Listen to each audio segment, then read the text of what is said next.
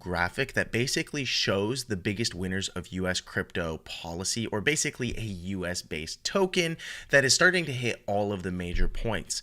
And two of the only ones that actually have, which is shocking, and not shocking for one in particular, XRP, is also ADA, considering ADA virtually gets about 1.5 to 2 TPS per second. That means they're only processing 1 to 2 transactions per second, which is extremely small considering its actual market cap sitting at number 8 and $34.5 billion.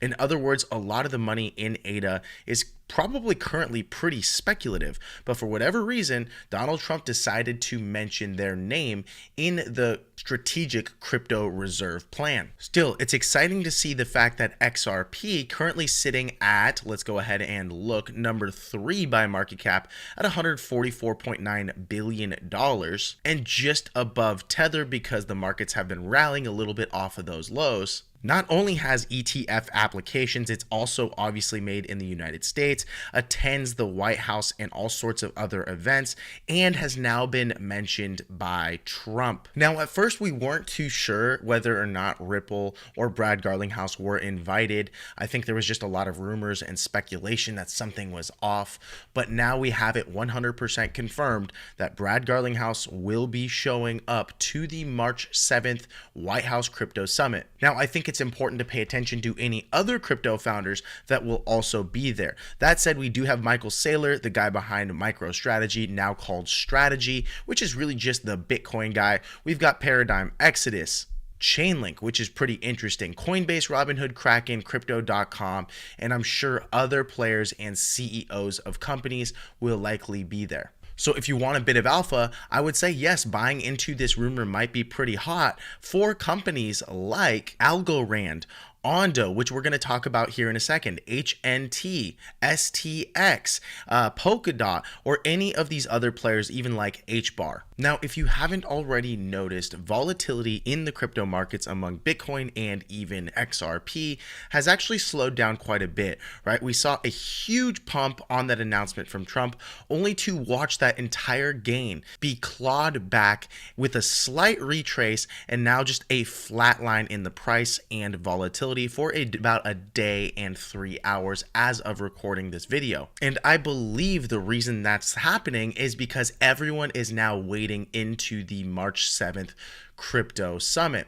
That said, they did note that this is to discuss regulatory policies, stablecoin oversight, and the potential role of Bitcoin in the US financial system. They did not mention any other cryptos. Now, David Sachs, who is the crypto and AI czar, basically has about only 2 years to push through crypto policies that are pro-crypto before 2026 and the midterm elections in the US. That's according to Joe Dahl, the general counsel for NFT marketplace Magic Eden. Now, the reason this is the case is because typically every 2 years, whoever is the current incumbent usually loses in those midterm elections. It's almost like clockwork. So while there are no additional details about the summit's agenda, I think people are holding on to their cryptos right now and just kind of waiting to see what actually happens. And by the way, there are algorithms and bots that will catch certain keywords, and the moment something very positive is said, they will buy. The moment something negative or something is left unsaid, they will sell. Now, one thing to note is the fact that Jeremy Allaire, who's the co-founder of Circle, which is behind USDC and the second largest stablecoin by market cap right behind USDT, basically argued that the US dollar-based stablecoin issuers should not get a free pass, enabling them to ignore the US law and go do whatever the hell you want wherever and sell into the United States. But that's kind of what's happened with USDT. And by the way, they always say they have third-party audits, but no one's really too sure whether or not they actually are holding on to as many dollars in reserves as they are actually issuing. So this would be huge for someone like Jeremy Allaire and also for Ripple's RLUSD stablecoin because they are regulated inside of the United States. Now, with that said, just today, Brad Garlinghouse came out and said he's proud to support the launch of the National Cryptocurrency Association.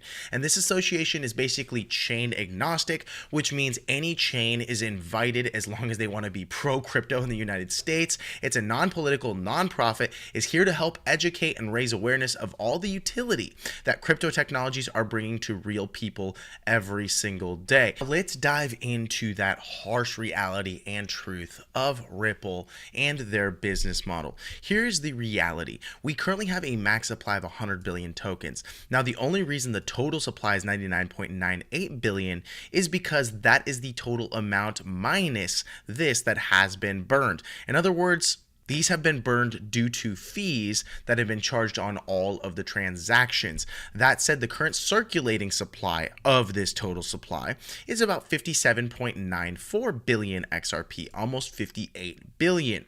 The rest is actually currently sitting in an escrow and is all 100% owned by Ripple, the company. They own an asset called XRP that, yes, they did create and somehow became one of the largest winners in the crypto and blockchain space.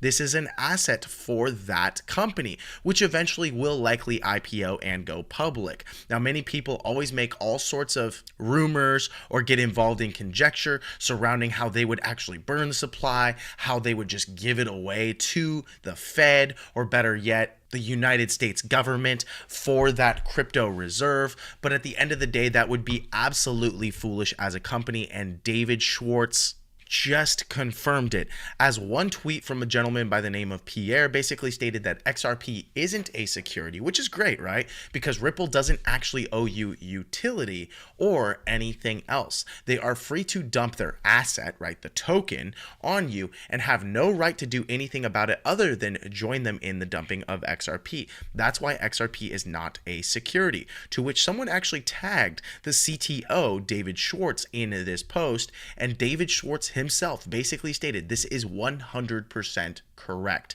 Ripple can and will dump on you, but not because they're trying to harm your investments in XRP, but because they're using XRP as an asset for their business. Ripple can, will, and should act in its own interest. In other words, Ripple truly is a company run like any other company.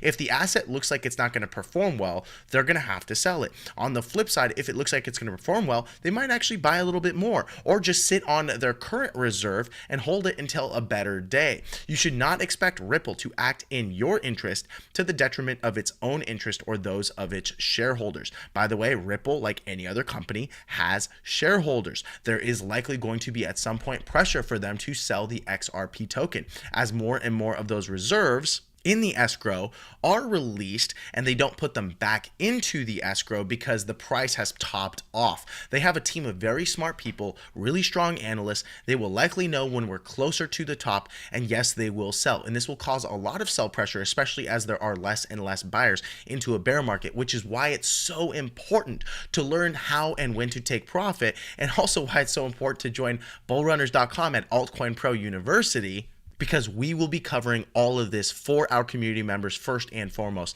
definitely before the channel. And while we're at it and dispelling rumors and making sure that you get proper education and information, someone recently asked the question, which I'm going to dive into Joel Schwartz again.